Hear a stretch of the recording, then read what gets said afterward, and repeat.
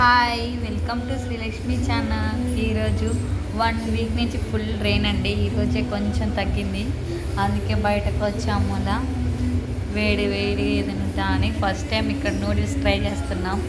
ఎలా ఉంటుందో చూస్తాం. మా దగ్గరలో ఉన్నదానికి వచ్చామండి, చూస్తాం.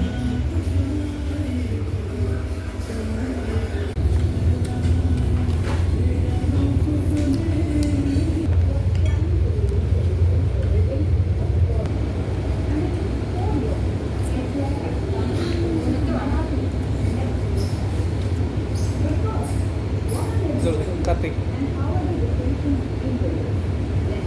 First.